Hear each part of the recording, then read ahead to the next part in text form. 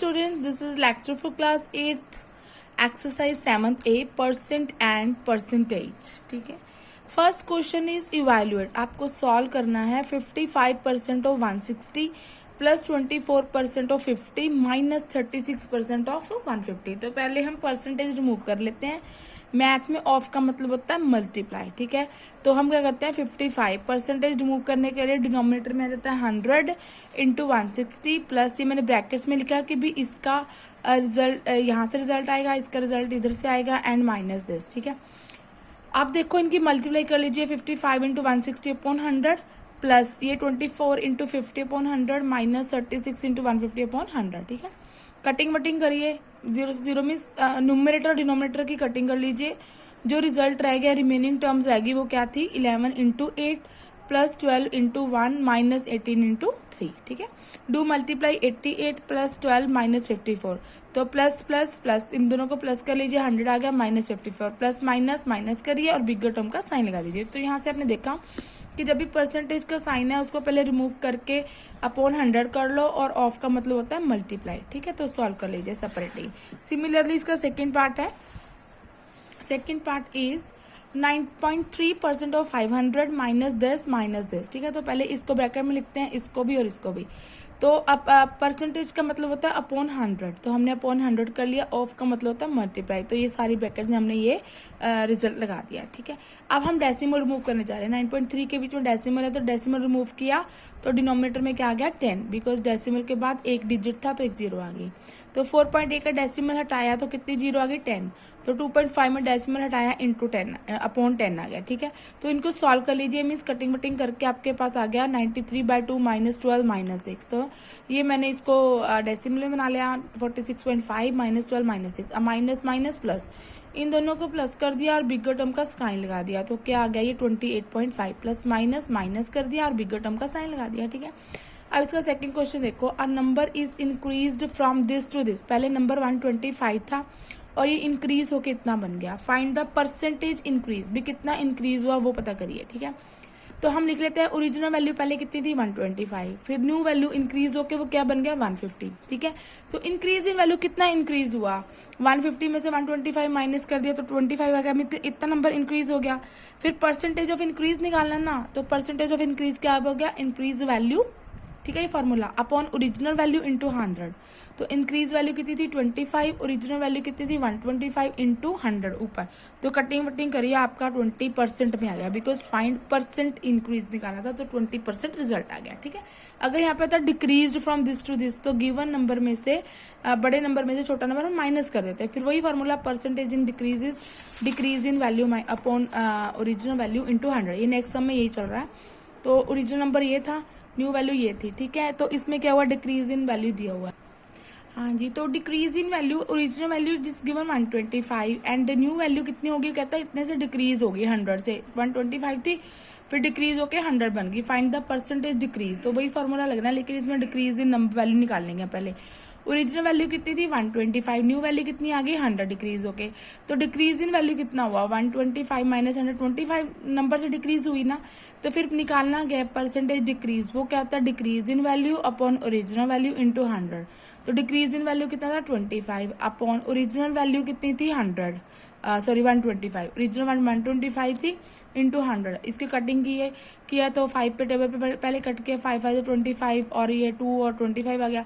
फिर 5 1 5 5 25 फिर 5 से इससे कटिंग करके हमारा 25 4 सीधे कट कर दिया 100 होता है. फिर 20% से डिक्रीज हुई. ठीक है, आगे थर्ड क्वेश्चन है find 45% is what 45 is what percent of 54. कहते हैं 45 है ना 54 का कितने परसेंट है. तो हमने लिखा 45 इज इक्वल टू ये x परसेंट है 54 का. हमने कहा कि जो 45 है ना वो क्या है x परसेंट ऑफ 54. ठीक है, अब x निकाल लेते हैं. x percent of 54 is equal to 45. आपको पता है परसेंटेज रिमूव करते हो तो क्या आता है अपॉन में 100, ऑफ का मतलब मल्टीप्लाई और 54 इज इक्वल टू 45 आ गया. ठीक है, तो ये क्या आ गया 54x is equal to 45 into 100. 45 into 100 कर दिया अपॉन 54 आ गया. ठीक है, ये मल्टीप्लाई हो गया था ना क्रॉस मल्टीप्लाई. 45 इंटू 100 चला गया और और ये x का 54 था, अपॉन चला गया क्योंकि x निकालना है। तो आप 5 के टेबल पे कट करिए, 2 के 3 के, ठीक है, बेस्ड अपॉन 8, ठीक है। तो ये आ गया आपका 25/3, 250/3। तो आपको पता है कि जब भी न्यूमरेटर ग्रेटर होता है डिनोमिनेटर से, तो आप आंसर किस में आता है, मिक्स फ्रैक्शन में। तो 250 को 3 से डिवाइड करके मिक्स फ्रैक्शन निकाल लो, तो ये आ गया 83:1/3%, ठीक है। सेकेंड पार्ट भी ऐसे आप खुद कर लीजिएगा। फोर्थ क्वेश्चन देखिए, इसका फर्स्ट पार्ट है 252 इज 35% ऑफ ए नंबर। कहता है जो 252 है ना, ये क्या है, 35% of a number. Find number, हमें नंबर ढूंढना है, जो चीज फाइंड करनी है उसको x मान लो। तो हम कहते हैं कि लेट रिक्वायर्ड नंबर भी x है, वो x है, ठीक है। तो वो क्या हुआ, 35% of x is equal to 252, ठीक है। तो 35% अपॉन में चला गया 100 इंटू एक्स इज इक्वल 252। तो इसकी क्रॉस मल्टीप्लाई करिए, क्या हो गया, 35x is equal to 252 into 100, ठीक है। तो x कितना आ गया, 252 इंटू 100 अपॉन 35, ठीक है। तो इनकी कटिंग वटिंग करिए, जिस टेबल पे जा रहे हैं 2 से शुरू कर लो, 3 से, बेस्ड अपॉन इट आपको कटिंग करनी आती है, तो आंसर आपका 720 आ जाएगा, ठीक है जी। तो नंबर क्या है, 720। 720 का 35% कितना बनता है, 252। सेकेंड पार्ट भी वैसे ही है। इफ कहता 14% of a number is equal to 315, 40% of a number, किसी नंबर का 14% इज दिस, ठीक है। Find the number. तो हम सपोज कर लेते हैं कि let the number be x। तो इसके अकॉर्डिंगली चलो 14% ऑफ x, क्योंकि नंबर को x माना है, इज इक्वल टू 315। आपको पता है परसेंटेज को रिमूव किया 100 बन गया ना, इंटू ऑफ का मतलब मल्टीप्लाई होता है, into x is equal to 315।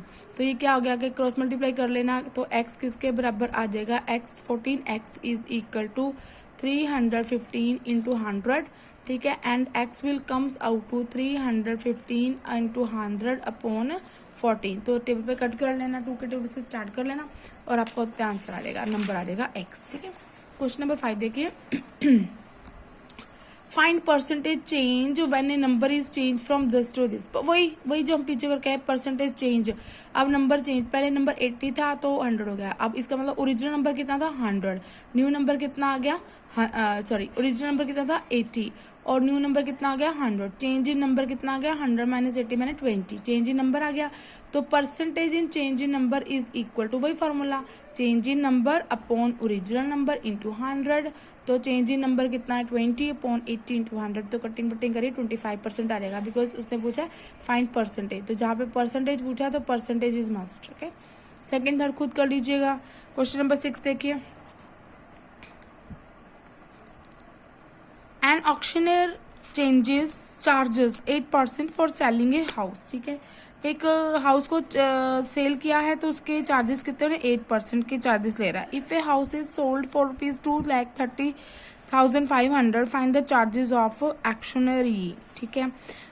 Selling price of house कितना है जी, कितना सेलिंग प्राइस है उसका, 2,30,500, ठीक है। तो ये सेलिंग प्राइस आ गया, और उसके चार्जेस कितने हैं, 8% of selling price of the house. तो इसके निकाल लीजिए कितने चार्जेस दिए, 8% ऑफ सेलिंग प्राइस, जितने बेचा है। तो परसेंटेज हटाया, आपको उनमें 100 चला गया, ऑफ का मतलब मल्टीप्लाई इंटू दिस। तो कटिंग वटिंग करके आंसर निकाल लीजिएगा। क्वेश्चन नंबर 6-7 देखो, out of 800 oranges 50 are rotten. तो देखो टोटल नंबर ऑफ ऑरेंजेस कितने थे, 800, और उसमें रोटन मीन्स सड़े हुए कितने हैं, 50। तो गुड एप्पल्स कितने हो गए, फिर 800 माइनस रोटन कर देंगे, है ना, तो 750 गुड एप्पल्स आ गए। Find the percentage of good oranges, वही formula, percentage of good oranges is equal to good oranges upon total number of oranges into 100।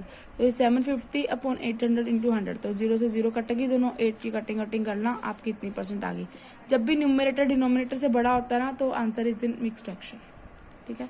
Question 8 देख लो, वाटर इन सिस्टर्न, वही है, सिस्टर्न क्या होता है, एक बर्तन का कहते हैं सिस्टर्न, ठीक है। बर्तन जो होते हैं जिसमें हम कुछ चीज रखते हैं, वाटर इन सिस्टर्न 5000 लीटर्स है। क्वांटिटी ऑफ वाटर लीक, इसमें से कितना पानी लीक कर गया, कहते हैं 6% of water in the tank था ना, वो लीक कर गया। जो सिस्टर्न में वाटर था ना, उसका 6% लीक कर गया। तो हमने क्या, क्वांटिटी ऑफ वाटर लीक्ड, कितना पानी लीक हुआ, 6% ऑफ वाटर। तो 6/100 इंटू वाटर कितना था, 5000। तो 300 लीटर पानी वेस्ट हो गया। अब क्वांटिटी ऑफ वाटर, जो पानी लीक कर गया, उसके अलावा कितना पानी रह गया सिस्टर्न में, तो quantity of water left in cistern, पहले टोटल कितना था 5000 लीटर, उसमें से कितना लीक हो गया, 300 लीटर लीक हो गया।